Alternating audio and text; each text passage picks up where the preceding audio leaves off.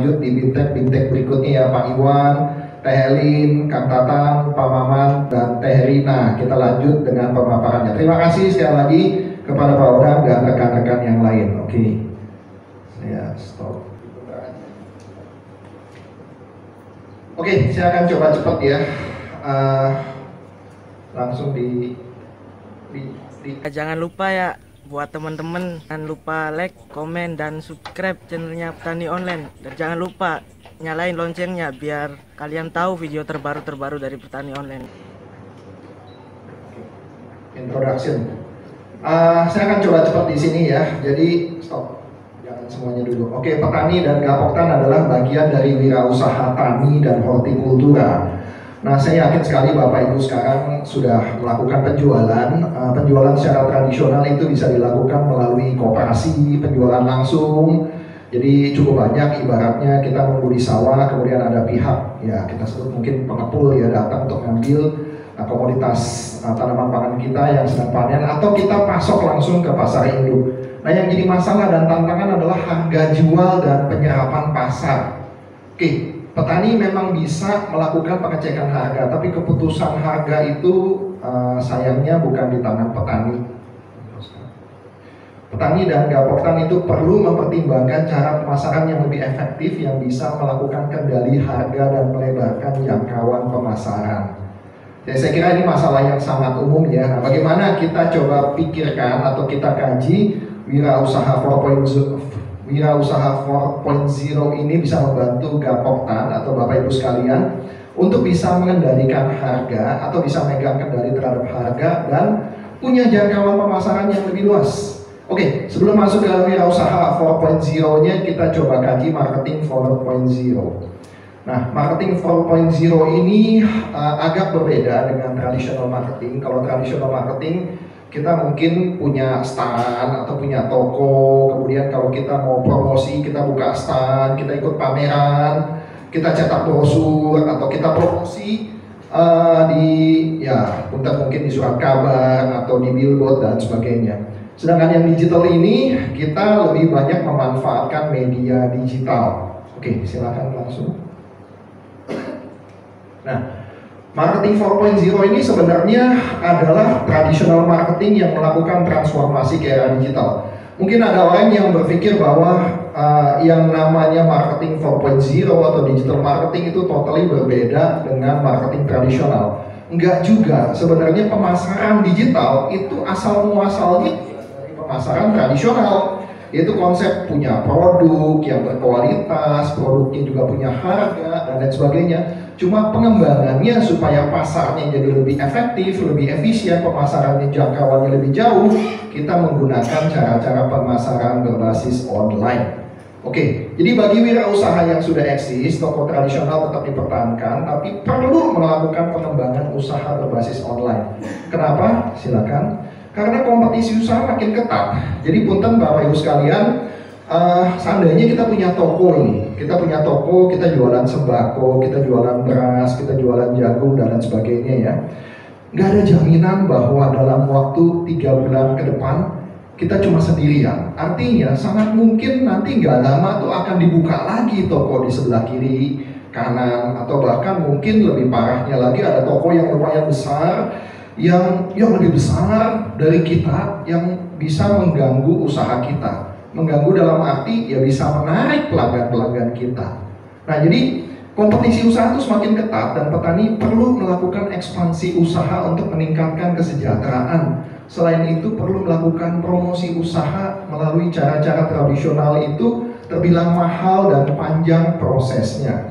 Artinya maksudnya kalau kita melakukan promosi usaha dengan cara-cara tradisional, itu prosesnya panjang, waktunya lama, dan biayanya juga mahal. Lanjut. Nah, wirausaha 4.0 ini adalah teknologi digital plus marketing 4.0. Kenapa 4.0 atau 4.0? Wirausaha tani akan lebih optimal apabila didukung komoditas berkualitas dan pemasaran yang efektif melalui inovasi digital dan teknologi online. Nah, inovasi digital tadi yang disampaikan, kalau seandainya kita punya tanaman, kita bisa kontrol setiap saat lewat handphone kita tahu kesehatan tanaman kita. Ya kan bagus ya. Kalau seandainya misalnya temperaturnya terasa panas, kita bisa eksekusi penyiraman air, atau udaranya kita turunkan dengan cara blowernya kita nyalain. Nah itulah yang namanya inovasi digital. Tapi inovasi digital nggak cuma itu. Sebenarnya teknologi digital itu adalah kita memanfaatkan instrumen digital untuk memantau kondisi tanaman dan meningkatkan hasil panen. Lanjut. Kemudian kita juga bisa memanfaatkan smartphone untuk mendapatkan informasi mengenai cuaca, harga pasar, ilmu pengetahuan, dan info-info terkini. Termasuk yang kita udah sampaikan tadi, ada IoT, Internet of Things. Saya jujur aja, dari handphone saya sekarang, saya bisa nyalain loh blowernya di tempat Sumedang. Saya bisa nyalain. Saya bisa nyalain juga penyiraman air di tempat Patatan tadi, di Garut. Saya bisa lakukan itu. Tapi kalau saya lakukan itu sekarang, itu mereka akan kaget nanti. Atau bisa nyala sendiri. Ya maksudnya sebenarnya karena untuk demo saya bisa lakukan itu, tetapi nggak disarankan saya lakukan itu sebenarnya sekarang. Poinnya saya adalah kita dimanapun kita berada, kita bisa mengontrol kondisi tanaman kita, dan kita bisa mengeksekusi penyiraman air atau nyalain blower untuk hasil yang lebih optimal. Harapannya adalah panennya tentunya lebih baik, kegagalan panen bisa diminimalkan dan sebagainya. Nah, sementara marketing 4.0 adalah sistem pemasaran online 24 jam yang mampu menjangkau wilayah-wilayah yang lebih luas dengan cara yang lebih efisien.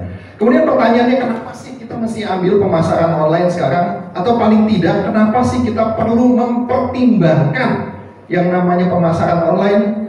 Pertama, kalau kita punya toko yang berbasis digital, berbasis tradisional, untuk pisan, Bapak Ibu sekalian, kita rentan banget terhadap kompetisi. Jangkauan kita juga hanya di area yang dekat-dekat kita. Jadi kita rentan terhadap kompetisi. Kita nggak bisa memastikan bahwa dalam beberapa bulan ke depan itu nggak ada toko yang sama yang akan buka di sekitar kita. Biasanya kalau toko kita rame, punten ya Bapak Ibu ya, kalau toko kita rame, itu pasti nanti nggak lama ada toko yang sama buka di sekitar kita juga. Ya paling gampang kita lihat Indomaret nih. Indomaret nih kalau rame, nggak lama pasti ada Alfamart di samping. Dan kadang-kadang konyolnya di samping persis banget dia buka. Kenapa? Karena dia udah tahu bahwa di tempat kita rame. Nah itulah yang namanya toko-toko tradisional seperti itu. Nah kalau seandainya rame kemudian dibagi dua, apakah ada jaminan bahwa ke depan kita cuma berdua? Enggak juga. Kalau Bapak Ibu sekalian pernah ke, ya mungkin saya kira pernah banyak lihat ya, tapi saya lihat sendiri ya, seperti kayak di daerah BSD, itu di radius 100 meter itu ada 6 Indomaret dan Alfamart. Radius 100 meter. Nah, Alfamart dan Indomaret itu adalah toko tradisional. Kalau kita lakukan seperti itu, mungkin kita bisa jualan sekarang, tapi ke depan akhirnya porsinya makin dibagi, ya akhirnya terbatas. Nah, itulah keterbatasan dari pola-pola pemasaran berbasis tradisional. Lantas yang kedua, toko tradisional memang bisa jualan 24 jam, tapi biayanya kan mahal ya Bapak Ibu ya. Nah, sementara toko online dijamin pasti buka 24 jam. Ya memang kita nggak perlu respon langsung, nggak perlu ibaratnya nggak tidur untuk jagain terus, nggak perlu juga. Tapi minimal orang kalau masuk ke toko kita 24 jam itu bisa melihat barang kita seperti apa.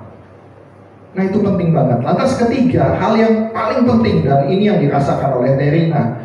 Terina nggak pernah berpikir kalau dia bisa jualan sampai ke Kalimantan dan ke Sumatera dengan cara-cara tradisional. Aduh susahnya minta ampun. Dan ternyata melalui ya ibaratnya jualannya sudah mulai rame, referensikan ke kiri, ke kanan dan sebagainya. Dan itu ada pelanggan dari Kalimantan sudah 3 kali beli pupuk organik dari Terina. Dan itu akan berkembang. Nah, Terina itu tidak melakukan yang namanya advertising atau iklan online loh. Jadi masih cara-caranya tradisional. Nanti saya akan kasih tahu bagaimana caranya kita bisa lebih membuat pemasarannya jadi lebih agresif dengan yang namanya iklan online. Iklan online itu dahsyat banget Pak atau Ibu. Iklan online itu bisa menyasar pihak-pihak tertentu. Misalnya katakan tadi punten Bapak Ibu misalnya katakan punya beras organik. Sasarannya beras organik itu kan masyarakat kota ya. Masyarakat kota yang peduli terhadap kesehatan. Kita bisa membuat satu profil terhadap program pemasaran. Sasarannya adalah masyarakat kota.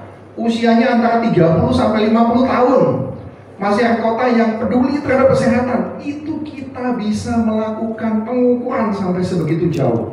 Nanti akan ketahuan hasilnya berapa banyak masyarakat kota yang sudah kita sasar dan membaca iklan kita. Jadi mereka bisa melakukan pengukuran sampai siapa aja sasaran kita itu yang membaca iklan kita. Itu dahsyat banget, luar biasa.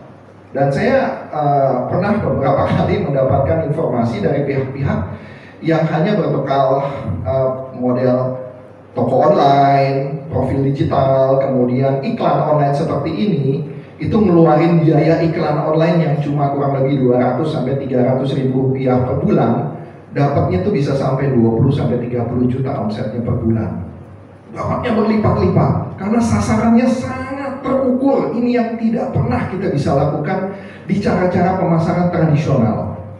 Susah banget kan Pak ya, kalau seandainya kita misalnya kita mau menyasar ibu-ibu yang usianya 30 sampai 50 tahun di cara-cara tradisional. Masa kita mesti datangin ibu-ibu yang usianya 30 tahun kemudian kita tanyain satu persatu, kita minta KTP. Kita nggak bisa lakukan itu kan Pak ya. Tapi di online itu bisa dan benar-benar bisa. Oke, saya lanjut aja terus, nanti akan panjang ceritanya seperti ini. Oke, punten. Nah, kita perlu mengeksekusi wirausaha 4.0. 1. Menciptakan ide kreatif. 2. Membangun profil digital. 3. Membuka toko online. Ini cukup 3 ini aja nih. Jadi Bapak Ibu sebagai gapoktan atau nanti mungkin memikirkan untuk pengembangan pasar online, ide kreatif. Punten Bapak Ibu sekalian, sudah punya, pasti saya yakin banget ya, sudah punya produk, tapi produknya kadang-kadang belum dikembangkan secara kreatif. Nah, ntar kita akan bahas bagaimana membangun ide kreatif. Kedua, bangun profil digital, buka akun Facebook atau Instagram. Ketiga, buka toko online. Dan kalau ini diikuti, kemudian nanti bisa belajar dari apa yang kita sampaikan di sini, saya jamin banget pasti akan terjadi peningkatan omset yang cukup signifikan. Dan saya membuka diri, kalau nanti Bapak Ibu sekalian ingin berkonsultasi dengan kami, silakan mangga, gratis, tidak ada biaya sama sekali. Oke, lanjut. Ini contoh, ini kata bijak ya, kata bijak pertama, lanjut, punten, Bapak. Berwirausaha adalah upaya berkarya dengan semangat, dengan hati yang kuat, dan semangat untuk membuat perbedaan. Nah, saya garis bawahi semangat untuk membuat perbedaan ya. Karena kita ingin mendapatkan kesejahteraan yang lebih baik, kita ingin berbeda. Berbeda adalah untuk mencapai sesuatu yang lebih baik tentunya. Dan teknologi digital serta online akan memudahkan wirausaha melakukan inovasi dan perbedaan. Maka lanjut. Oke, langkah pertama menciptakan ide dan sasaran. Nah, semua berawal dari ide inovatif yang unik, namun ide ini perlu dikaji. Selain inovatif, unik dan menarik, ide tersebut juga harus dikembangkan seperti continue dan tidak mudah untuk dikopi. Kemudian targetkan juga sasaran atau pelanggan yang tuju. Lanjut, punten. Nah, yang kedua, kita perlu mengkaji keunikan produk. Kemudian, punten, sebentar Pak, ya cukup. Nah, tadi saya katakan perlu yang namanya ide inovatif. Saya ambil contoh aja beras organik ya, beras organik.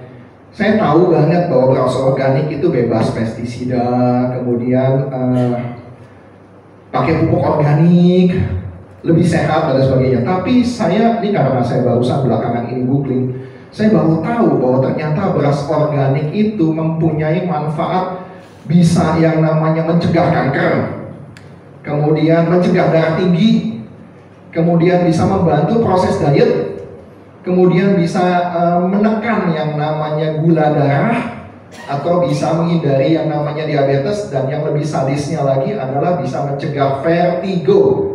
Saya sering banget kena vertigo, saya udah 4 kali kena vertigo. Dan saya butuh makanan yang sehat yang bisa saya konsumsi supaya saya bisa lebih sehat lagi, dalam arti saya nggak kena vertigo. Nah, saya coba. Kalau kita klik yang namanya beras organik aja di googling ya Bu ya, di Google ya, itu yang keluar 29 juta pencarian, banyak banget kalau cuma beras organik. Tapi kemudian saya klik lagi beras organik untuk mencegah kanker, langsung turun cuma tinggal 200 ribu. Saya klik lagi, beras organik untuk mencegah kanker dan vertigo, itu sampai di bawah 15.000. Nah, itulah yang namanya kita perlu mencari satu kreativitas atau mengembangkan kreativitas. Jadi punten Bapak Ibu sekalian, di pemasaran online ini adalah tempat di mana kita bisa menciptakan kreativitas dan menyasar target yang dituju dengan ide-ide yang lebih inovatif. Gak cuma sekedar sebut beras organik, tetapi kita sampaikan beras organiknya itu untuk mencegah penyakit ini, penyakit itu, menjaga kesehatan dan sebagainya. Dan itu akan menjadi semacam komoditas yang menarik buat konsumen di kota-kota besar. Kita lanjut. Jadi punten ciptakan ide produk yang berkaitan dengan kesehatan dan jangan terjebak dengan konsep harga murah. Produk unik berkualitas dengan harga terjangkau adalah mangga. Saya percepat ya. Unik berarti berbeda dan punya kelebihan. Unik itu nggak cuma sekedar berbeda, apalagi hanya dengan harga yang murah.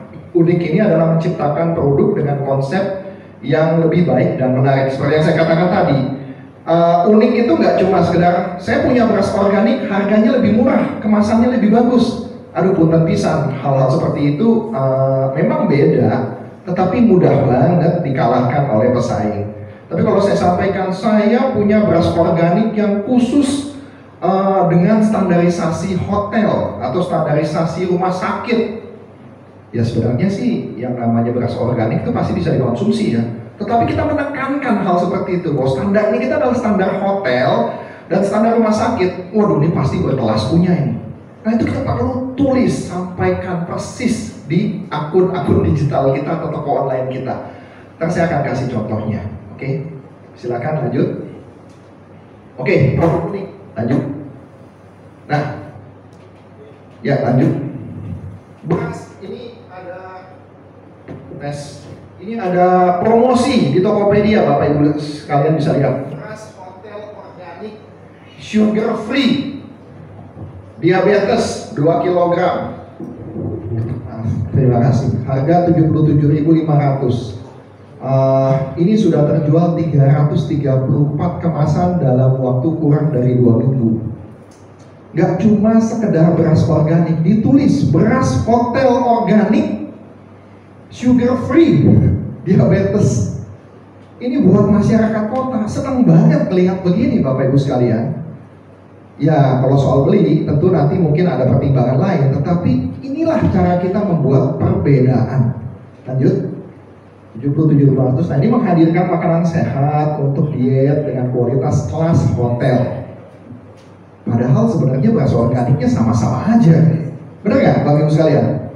Sama-sama aja sebenarnya. Cuma mungkin ada kemasan, ya kemasannya tentunya ya cukup proper ya. Saya nggak bilang kemasannya itu bagus banget, tetapi kemasannya layak. Tetapi cara kita menyampaikan itulah yang membuat kita berbeda. Lanjut. Oke. Terus lanjut. Nah, paket beras basmati 1 kg dan bumbu nasi kebuli. Ini kalau paket beras, kalau kita cuma jualan beras standar. Lanjut, biar di ini. Oke, lanjut. Lanjut lagi. Oke, stop. Yang dijual bukan cuma beras organik biasa, tapi ini beras basmati. Beras basmati ini sebenarnya beras seperti kayak beras India ya, kalau nggak salah ya. Jadi bulirannya agak panjang. Tapi memang dia kesehatan. Sasarannya adalah memang sehat. Coba diteruskan. Lanjut. Nah, di sini manfaat beras basmati adalah rendah arsenik. Jadi komponen yang membahayakan kesehatan jantung, diabetes segala macam itu relatif rendah. Kemudian kaya nutrisi, meningkatkan kesehatan otak dan sebagainya. Tapi dia tambahkan lagi, bumbu nasi kebuli. Jadi nggak cuma jual beras stok. Jadi udah berasnya sehat. Dan ditambahkan lagi yang namanya bumbu nasi kebuli, terjual 777 dalam waktu 1 minggu. Lumayan ya. Oke, ya inilah cara-cara untuk bisa menghadirkan satu perbedaan. Jangan cuma sekedar kita jual beras organik aja. Beras organik yes oke, tetapi buatlah satu ide yang membuatnya itu jadi lebih menarik. Dan saya kira Bapak Ibu sekalian pasti punya kapasitas untuk menciptakan hal seperti itu. Jadi konsepnya adalah menghadirkan makanan sehat dengan bumbu nasi kebuli yang nikmat serta porsi yang sudah terukur. Karena orang sudah melihatnya beras basmati ini sehat, padahal bumbu nasi kebulinya juga itu sebenarnya kolesterol juga sebenarnya sih, karena bumbu-bumbu rempah-rempah seperti itu. Tetapi orang melihatnya, nah ini beras basmati yang bagus buat kesehatan, gitu. Cara menjualnya ini aja mesti diolah. Lanjut silakan, Punten. Oke, langkah ketiga adalah kita perlu membuat kemasan yang menarik perhatian. Nah, kemasan ini perlu dikasih tagline yang inspiratif. Orang Jakarta atau orang kota itu suka sama yang namanya kata-kata inspiratif. Contoh misalnya, pastikan keberhasilan diet Anda dengan beras organik kami. Nah, kemudian beras organik yang cocok untuk penderita darah tinggi dan vertigo. Padahal semua beras organik juga seperti itu. Tapi kita tekankan manfaatnya, kelebihannya apa, dan itu yang akan menjadi sasaran buat orang-orang kota yang memang membutuhkan sesuatu yang lebih sehat. Kemudian kalau ngopi, sensasi ngopi sehat yang mendatangkan inspirasi. Kita mainkan kata-kata. Oke, lanjut. Nah, kemasan menarik ini sebenarnya juga nggak mahal. Oke, lanjut, silakan terus. Ini bisa di browse di Tokopedia, itu biayanya cuma Rp700 per kemasan startnya ya, mulai dari 700 dan minimal belinya 50. Jadi biayanya kita, modalnya kita sebenarnya nggak mahal-mahal banget. Lanjut silakan. Nah, kemudian kita bikin prototipe produk. Jadi artinya kalau seandainya idenya sudah ada, kemasannya sudah ada, kita mulai bikin prototipe produk, dan ini fokus pada kualitas, manfaat, dan perbedaan produk yang wajib banget dicantumkan di kemasan produk. Nah, ini ada tagline yang cukup menarik. Kopi ramah lambung dan jantung untuk pekerja aktif dan dinamis. Sebenarnya nggak ada kopi yang benar-benar sangat ramah terhadap jantung, tapi saya baca bahwa kopi ini satu ya, mesti kopinya kelasnya Arabica. Arabica itu ramah terhadap lambung. Kemudian yang namanya ramah jantung itu masih ada syarat. Syaratnya adalah nggak boleh minum lebih dari 6 cangkir per hari. Nah, itu kita berikan nanti tuh bawahnya. Syaratnya harus dipenuhi. Kalau misalnya mau ramah jantung ya mesti minumnya nggak boleh lebih dari 6 cangkir per hari. Tetapi orang udah kebaca dulu nih, kopi ramah lambung dan jantung. Waduh, ini sehat ini pasti nih. Nah, seberapa sehat? Tentunya kita mesti kasih syarat-syarat yang harus dipenuhi. Jangan sampai yang bersangkutan itu nanti jadi kebablasan gitu. Kita nggak salah. Kemudian sebarkan ke kerabat terdekat dan uji kualitas serta dapatkan tanggapan. Oke, lanjut. Nah, kemudian ini kata bijak yang kedua adalah menjual barang di era milenial itu bukan cuma sekedar produk berkualitas dan harga. Sentuhan kata-kata inspiratif yaitu sehat. Sehat itu wajib sekali dikaitkan dengan komoditas pangan. Ya, bisa membuat perbedaan dan memenangkan hati pelanggan. Nah, promo online itu bisa membantu kita menargetkan segmen pelanggan tertentu. Lanjut, Bapak. Bentar. Saya coba percepat ya. Nah, ini langkah keempat, menentukan harga. Harga krusial tapi bukan penentu. Nah, terus lanjut Pak sampai. Nah, ini susah kelihatan ya, tetapi paling nggak saya coba gambarkan. Ini sama-sama bayam Pak di toko online ya. Satu 1.000 perak, satu 2.500. Yang 1.000 perak ini terjual kurang lebih 1.000. Yang 2.500 ini terjual hampir 2.000. Kok bisa begitu? Ya, ternyata yang jualan 2.500 tersebut itu dia menyatakan bahwa barang selalu ready stock, tetapi delivery dalam waktu 2 hari. Tapi barang selalu ready stock, memberikan keyakinan kepada kita bahwa barang itu ada, tapi deliverynya dalam 2 hari.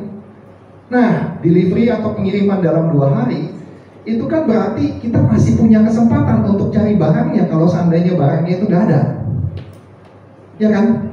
Jadi artinya bisa aja barang itu nggak ada, tapi kita punya waktu nih 2 hari nih untuk ngirim nih. Nah, itulah cara-cara kita memainkan, padahal barangnya sama persis. Yang satu dijual 2.500, yang satu dijual 1.000. Ini untuk Surabaya ya. Kenapa yang 2.500 bisa 2 kali lipat terjual lebih banyak? Nah, dia tahu bagaimana memenangkan hati pelanggan. Oke, silakan lanjut Pak. Kemudian ada hal-hal yang lain. Nah, ini nilai tambah bisa meningkatkan harga. Yang sebelah kiri ini jualan bayam 150 gram 1.500. Yang sebelah kanan jualan bayam juga tapi ditambah sayur. Jadi ditambah tambahan ya, misalnya katakan, jadi bisa langsung jadi sayur bayam yang bisa langsung dinikmati 4.500. Yang sebelah kiri baru terjual 24, yang sebelah kanan udah 200. Jualan lebih mahal tapi bisa laku lebih banyak, 20 kali lipat dibandingkan yang cuma jualan daun bayam aja ini. Nah, bagaimana kita menciptakan satu ide yang menarik sehingga orang itu bisa melihat bahwa ini ada nilai tambahnya. Itulah tantangan kita. Nah, kita bisa melakukan itu di jualan online. Kalau kita di jualan tradisional agak susah Bapak Ibu sekalian, karena jangkauannya terbatas, kondisinya terbatas dan sebagainya. Silakan lanjut. Wirausaha itu tidak memulai bisnis usahanya dengan modal yang besar. Artinya sebenarnya modal bukan hal yang paling utama. Nah, analisa terhadap kondisi pasar dan daya saing produk kita itu jauh lebih penting ketimbang modal besar di awal. Oke, lanjut. Langkah kelima, buat profil digital. Silakan lanjut. Ini saya percepat aja. Jadi kita perlu punya profil digital, dan caranya kalau Bapak Ibu sekalian kesulitan untuk gimana sih awalnya kita bikin yang namanya Instagram, Facebook, ini ada di sini semuanya. Mulai dari nol, mulai dari awal banget. Tapi punten jangan dicampur sama yang pribadi ya. Jadi misalnya Facebooknya atau Instagramnya Bapak Ibu sekalian sudah ada konten-kontennya, itu jangan campur. Punten, nanti orang pada saat masuk ke sana maksudnya mau ngelihat yang namanya barang atau produk kita, tapi kok dapatnya keluarga kita, foto anak kita. Nah, itu yang hasilnya nanti nggak sinkron ya. Kemudian bikin poster dan video, ini cara-caranya ada di sini. Sebenarnya sederhana aja, pokoknya bikin profil digital, caranya ada di sini. Oke, silakan lanjut. Saya percepat. Tools untuk digital poster. Jadi ini juga ada cara-cara untuk membuat poster, membuat video. Di sini juga ada, di situ juga ada, gratis dan mudah untuk dipelajari. Lanjut, Pak. Saya percepat. Oke, nah ini ada informasi aplikasi apa aja yang bisa kita gunakan, dan ini semuanya gratis. Kita bisa bikin poster, bisa bikin video, bisa bikin booklet, bisa bikin company profile, semuanya gratis di sini. Oke, lanjut, teman-teman. Oke, langkah ke-6 adalah buka toko online. Toko online-nya itu Shopee, Tokopedia, Lazada, dan lakukan promosi di toko online secara bertahap. Sekali lagi, caranya supaya efektif jualan di Shopee ada di sini. Lanjut. Berikan nilai tambah terhadap komoditas. Lanjut. Oke, nah ini contoh ya, ini contoh lagi. Ini jualan jagung, ini jualan paket sayur asam, sayuran grosir murah, harganya 10.000, 7.000. Yang di sini jualannya sebenarnya mirip-mirip, tapi di sini jualannya 19.000, 16.500, ada kemasan, ada tempatnya. Dan yang ini terjual 200, di sini terjual 280, di sini jual 500-an.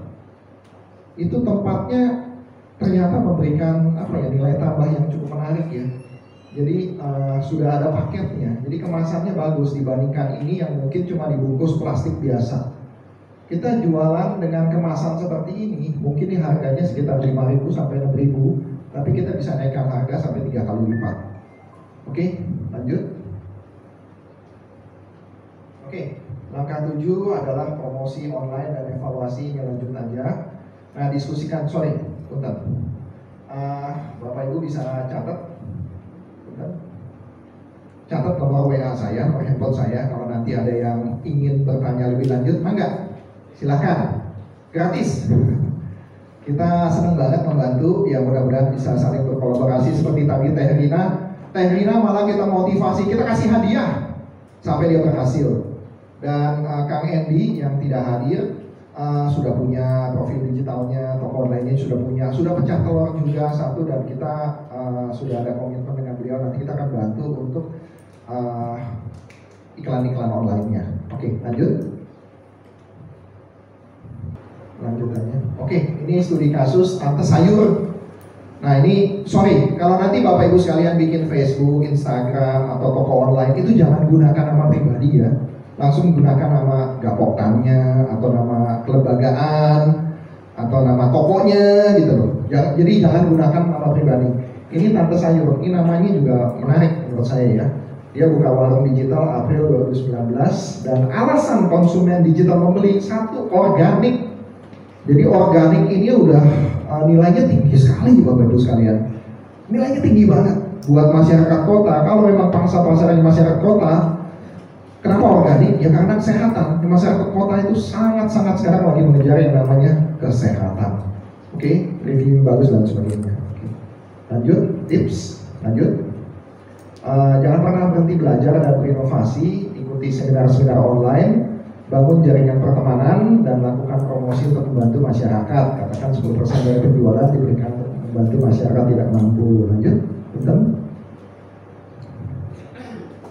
Tips yang terakhir, buat kata bijak yang terakhir, semua keberhasilan usaha mesti melalui satu proses dan tidak ada kesuksesan instan. Gunakan teknologi digital untuk mempermudah, mempercepat proses dan meningkatkan daya saing. Oke, saya kira demikian dari saya. Wassalamualaikum warahmatullahi wabarakatuh. Terima kasih atas